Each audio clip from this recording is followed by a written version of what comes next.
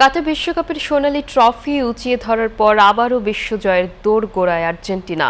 শুরুতে পিছিয়ে পড়লেও সেমিফাইনালে ইংল্যান্ডকে 2-1 ব্যবধানে হারিয়ে ফাইনালে পা রাখল আলবিসেলেস্তারা। এই জয়ে বিস্মিত হয়েছেন Argentina coach Lionel Scaloni.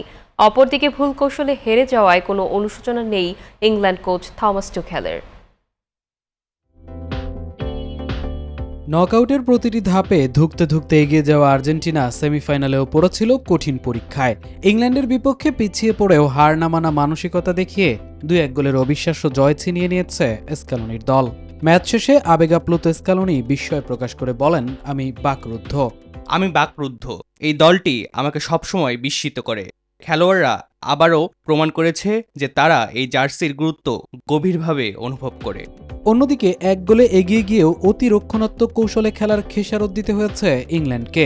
Match হেরে সমালোচনার মুখে পড়া ইংলিশ কোচ থমাস টুখেল অবশ্য নিজের কৌশলের পক্ষেই সাফাই গেয়েছেন।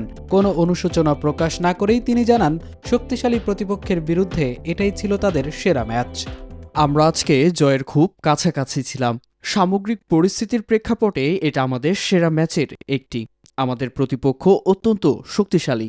আমরা চেষ্টা করেছি, শেষ পর্যন্ত পারিনি, কিন্তু কোনো অনুশোচনা নেই। তবে সমালোচনা ছাপিয়ে এখন ফুটবল বিশ্বের চোখ ফাইনালের দিকে, যেখানে আর্জেন্টিনার প্রতিপক্ষ ইউরোপিয়ান পরাশক্তি স্পেন। দুই দল মোট 14 বার মুখোমুখি হলেও বিশ্বকাপে শেষ দেখা হয়েছিল 1966 সালের গ্রুপ পর্বে। সেই ম্যাচে 2-1 ব্যবধানে স্পেনকে পরাজিত করে আর্জেন্টিনা।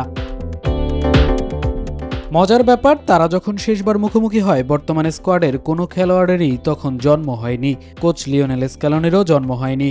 স্পেনের কোচ লুইস দে লা ফুয়েন্তের বয়স ওই সময় ছিল 5 বছর। রাজধানীতে নিজস্ব জমিতে আমরা গড়ে তুলছি আপনার সুখের আবাস এডিসন রিয়েল এস্টেট। গত মার্চে 2 মহাদেশীয় চ্যাম্পিয়নদের মধ্যকার বহুল প্রতীক্ষিত ফিনালিসিমা বাতিল হলে তৈরি হয় আক্ষেপ। তবে এবার সেই আক্ষেপ পূর্ণতা পাচ্ছে বিশ্বকাপের ফাইনালে। আর্জেন্টিনার সামনে ব্যাক টু ব্যাক বিশ্বকাপ জিতে নিজেদের শ্রেষ্ঠত্ব ধরে রাখার সুযোগ, আর স্পেনের সামনে নতুন ইতিহাস গড়ার হাতছানি। যুক্তরাষ্ট্রের মেটলাইফ স্টেডিয়ামে আরও একটি রূপকথার জন্ম দিতে প্রস্তুত স্ক্যালোনির শিষ্যরা। মামুনুর রহমান, নিউজ 24।